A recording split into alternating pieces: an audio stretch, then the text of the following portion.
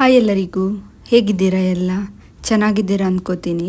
ನಾನಿವತ್ತು ಬೆಳಗಿನ ಬ್ರೇಕ್ಫಾಸ್ಟ್ನಿಂದ ಹಿಡಿದು ಮಧ್ಯಾಹ್ನ ಲಂಚ್ ಹಾಗೆ ರಾತ್ರಿ ಊಟದ ತನಕ ಆಗುವಂಥ ಟೊಮೆಟೊ ಬಾತನ್ನು ಹೇಗೆ ಮಾಡೋದಂತ ಹೇಳಿಕೊಡ್ತೇನೆ, ನೋಡುವ ಬನ್ನಿ. ಟೊಮೆಟೊ ಬಾತ್ ಮಾಡಲಿಕ್ಕೆ ನಾನಿಲ್ಲಿ 2.5 ಗ್ಲಾಸ್ ಸೋನಾ ಮಸೂರಿ ರೈಸನ್ನು ತಗೊಂಡಿದ್ದೇನೆ. ಇದು 450 ಗ್ರಾಮ್ ಇದೆ. ಅರ್ಧ ಕೆಜಿಯಷ್ಟು ಅಕ್ಕಿಯನ್ನು ತಗೋಬೋದು. ಇದೇ ಅಕ್ಕಿ ಬೇಕಂತ ಇಲ್ಲ, ಯಾವುದೇ ಅಕ್ಕಿಯನ್ನು ತಗೋಬೋದು.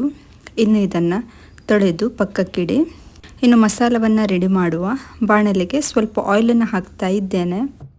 ಇದಕ್ಕೆ 1/4 ಸ್ಪೂನ್ಗಿಂತ ಕಡಿಮೆ ಮೆಂತ್ಯ ಕಾಳು, 1.5 ಟೀ ಸ್ಪೂನ್ ಧನಿಯಾ ಕಾಳು, 1/4 ಟೀ ಸ್ಪೂನ್ ಜೀರಿಗೆ, 1/4 ಟೀ ಸ್ಪೂನ್ ಸೋಂಪು, 2 ಪೀಸ್ ಚಕ್ಕೆ, 2 ಏಲಕ್ಕಿ ಹಾಗೆ 5 ಲವಂಗ ಇಷ್ಟನ್ನು ಹಾಕಿ ಸ್ವಲ್ಪ ಫ್ರೈ ಮಾಡಿಕೊಳ್ಳಿ. 10 ಬ್ಯಾಡಗಿ ಮೆಣಸನ್ನು ಹಾಕ್ತಾ ಇದ್ದೇನೆ.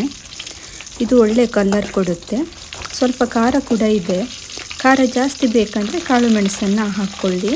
2 ಎಸಳು ಕರಿಬೇವು, 12 ಎಸಳು ಬೆಳ್ಳುಳ್ಳಿ ಹಾಗೆ ಸಣ್ಣ ತುಂಡು ಶುಂಠಿನ ಸೇರಿಸ್ತಾ ಇದ್ದೇನೆ. 4 ಟೊಮೆಟೊನ ಹಾಕ್ಕೊಳ್ಳಿ. ಈ ಥರ ಒಮ್ಮೆ ಮಾಡಿ ನೋಡಿ. ಮಾಡಲಿಕ್ಕೆ ಕೂಡ ಈಸಿ, ಹಾಗೆ ರುಚಿ ಕೂಡ ತುಂಬ ಚೆನ್ನಾಗಿರುತ್ತೆ. ತುಂಬ ಫ್ರೈ ಆಗಲಿಕ್ಕೆ ಎಲ್ಲ ಇಲ್ಲ, ಸ್ವಲ್ಪ ಫ್ರೈ ಆದರೆ ಸಾಕು. ಅರ್ಧ ಕಪ್ನಷ್ಟು ಕಾಯಿ ತುರಿ ಹಾಗೆ 1/4 ಟೀ ಸ್ಪೂನಷ್ಟು ಅರಿಶಿನ ಸೇರಿಸಿ ಮಿಕ್ಸ್ ಮಾಡಿಕೊಳ್ಳಿ.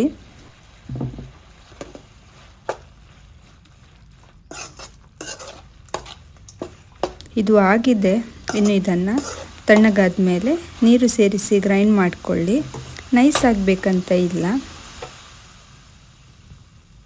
ಇವಾಗ ಕುಕ್ಕರ್ಗೆ ತುಪ್ಪ ಮತ್ತು ಆಯಿಲ್ ಎರಡನ್ನು ಮಿಕ್ಸ್ ಮಾಡಿ ಹಾಕ್ತಾ ಇದ್ದೇನೆ. ತುಪ್ಪ ಬೇಡ ಅಂದರೆ ಆಯಿಲನ್ನು ಮಾತ್ರ ಯೂಸ್ ಮಾಡ್ಬೋದು. ಇವಾಗ ಇಡೀ ಗರಂ ಮಸಾಲಾನ ಹಾಕ್ತಾ ಇದ್ದೇನೆ. 2 ಪೀಸ್ ಚಕ್ಕೆ, ಲವಂಗ, ಏಲಕ್ಕಿ ಹಾಗೆ ಪಲಾವ್ ಎಲೆ. 2 ಈರುಳ್ಳಿನ ಕಟ್ ಮಾಡಿ ಹಾಕ್ಕೊಳ್ಳಿ. ಫ್ರೈ ಮಾಡಿಕೊಳ್ಳುವ.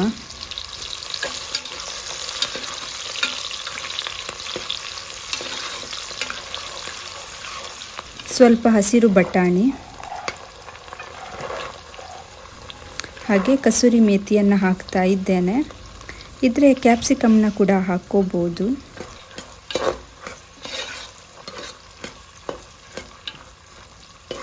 ರುಬ್ಬಿಕೊಂಡ ಮಸಾಲನ ಹಾಕ್ಕೊಳ್ಳಿ.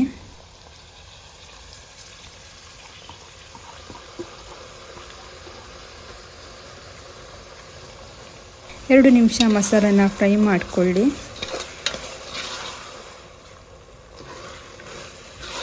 ಇವಾಗ ಇದಕ್ಕೆ 1 ಲೋಟ ಅಕ್ಕಿಗೆ 2 ಲೋಟ ನೀರಿನ ಅಳತೆಯಲ್ಲಿ ನೀರನ್ನು ಹಾಕ್ಕೊಳ್ಳಿ. ರುಚಿಗೆ ತಕ್ಕಷ್ಟು ಉಪ್ಪನ್ನು ಸೇರಿಸಿ ಕುದಿ ಬರಲಿಕ್ಕೆ ಇಟ್ಕೊಳ್ಳುವ.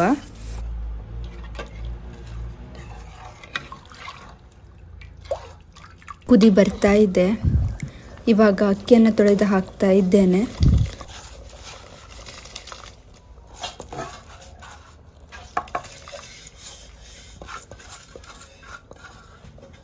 ಉಪ್ಪೆಲ್ಲ ಕರೆಕ್ಟ್ ಇದೆ ಅಂತ ಚೆಕ್ ಮಾಡ್ಕೊಳ್ಳಿ. ಕಡಿಮೆ ಇದ್ದರೆ ಇವಾಗ ಹಾಕ್ಕೊಳ್ಳಿ.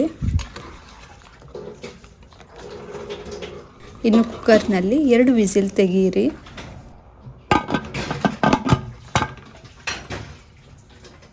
ಎರಡು ವಿಸಿಲ್ ತೆಗೆದಾಗಿದೆ. ಒಂದು ಸಲ ಮಿಕ್ಸ್ ಮಾಡ್ತಾ ಇದ್ದೇನೆ. ಇನ್ನು ಇದನ್ನು ಟೇಸ್ಟ್ ಮಾಡಿ ನೋಡೋಣ ಹೇಗೆ ಬಂದಿದೆ ಅಂತ. ಒಳ್ಳೆ ಘಮ ಪರಿಮಳ ಬರ್ತಾ ಇದೆ. ನೀವು ಬೇಕಿದ್ರೆ ಇದಕ್ಕೆ ಚಟ್ನಿ ಕೂಡ ಮಾಡ್ಕೋಬೋದು. ತುಂಬಾ ಚೆನ್ನಾಗಿದೆ ಟೇಸ್ಟ್. ಖಂಡಿತ ನೀವು ಸಹ ಈ ರೆಸಿಪಿನ ಟ್ರೈ ಮಾಡ್ತೀರಾ ಅಂದ್ಕೋತೀನಿ. ಇದು ಇವತ್ತಿನ ರೆಸಿಪಿ ನಿಮಗೆ ಇಷ್ಟ ಆಗಿದೆ ಅಂದ್ಕೋತೀನಿ. ಇಷ್ಟ ಆದರೆ ಪ್ಲೀಸ್ ಒಂದು ಲೈಕ್ ಮಾಡಿ, ನಿಮ್ಮ ಫ್ಯಾಮಿಲಿ ಫ್ರೆಂಡ್ಸ್ಗೆಲ್ಲ ಶೇರ್ ಮಾಡಿ, ಹಾಗೆ ಸಬ್ಸ್ಕ್ರೈಬ್ ಮಾಡೋದನ್ನು ಮರಿಬೇಡಿ. ಮತ್ತೆ ಸಿಗ್ತೀನಿ ಒಂದು ಹೊಸ ರೆಸಿಪಿಯೊಂದಿಗೆ.